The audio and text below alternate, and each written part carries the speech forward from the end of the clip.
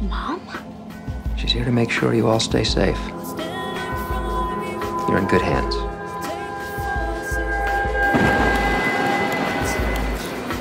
Meredith, Claire's real mom, we introduced really very briefly in a two-part story in season 1. We liked her power. It's very simple to understand. She shoots flames out of her hands. The first thing to say about the arrival of Meredith is that I did not invite her. I believe she was called by my husband. Oh, thank you. I loved working with Ashley. She and I just loved the dynamic. So, you're Claire's real mom. Biological mom. We're both mothers, and we could both relate to how that would feel, how threatening that is. I'm thrilled that you're here to protect us, but I know how to talk to my daughter. Thank you. Ultimately, there's this feeling of like she's going to love me more. And then if the cool mom comes in and starts letting her daughter skip school and they're gonna hang out together, there's just this feeling of like pushback. I'm the one who's been here. Changed her diapers, checked her spelling, me. Friction is the key to a show like this, is, you know, keeping constant friction and constant problems. For me, why I was a fan of the show was this idea of taking ordinary people who can do extraordinary things, but that doesn't take away their ordinary problems. And to watch those two things coexist is what makes the show relatable, I think. I appreciate her potential ability to protect us, but she's a little bit in my way, and she smokes. Don't like it. Mom? If you could light fire from your hand, I mean, you'd have to smoke. I mean, you just have to. I mean, just because it's so cool. We don't smoke in the house. Oh, sorry. I think that Claire loves the idea of having her biological mom around and someone who's willing to, you know, who's not so strict and will let her cut school to go do something, and you know, all those things that it's sort of like, you know, having the aunt around who spoils you versus the parents who are so much more strict.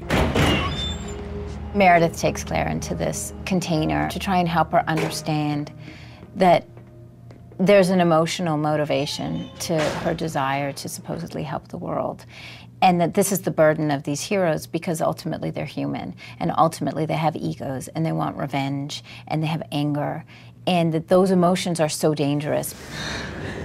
Do you know what waterboarding is, Claire? No. It's a method of torture. You're not drowning, but your body tells your mind that you are. She wants to show this girl that even though she can't feel physical pain, there's the potential for emotional pain that she may never be able to overcome. Why do you want to stop bad guys? Help people! At the end of the day, Claire's a teenager, and she's gonna do, you know, what she's gonna do. They're villains, Claire. I want to do something. Fight them. Fight She's them. obviously going after one of them.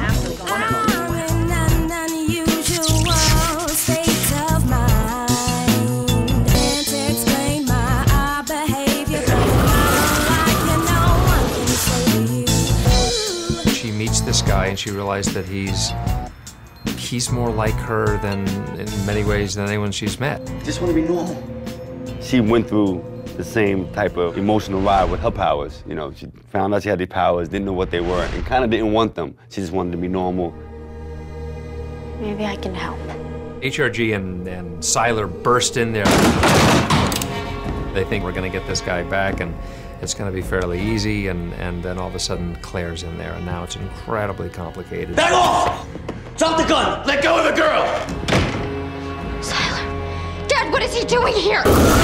He would love to take Claire aside and say, look, the only reason I'm going after Canfield is so he can black hole Sylar and get rid of him, okay? But he can't reveal that because Sylar's there and that will ruin his whole plan. And Claire realizes her dad is forcing this innocent man to become the very thing that he doesn't want to be, which is a killer. You do not have to do this. I'm doing this for us, Claire.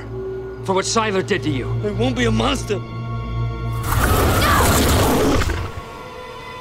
The lesson that Claire has learned, this idea that there is humanity behind people with powers, for her to see their father ignoring that humanity, how does that reflect on her? I did what I had to do for us. She doesn't believe a word you're saying. She has every right to be, you know, pissed off at him. He lied to her. He never told her the truth. Claire finally sees you for what you are, a user. Isn't that right, Claire? And I've got to try to put out that fire and say, you know, this guy's a maniac. Why would you listen to him? And, you know, it's just every parent's nightmare taken to the furthest degree possible. Everything I do is to protect you. As Meredith searches for her estranged daughter, she ends up at a dinner party from hell. Eric Doyle is a creep.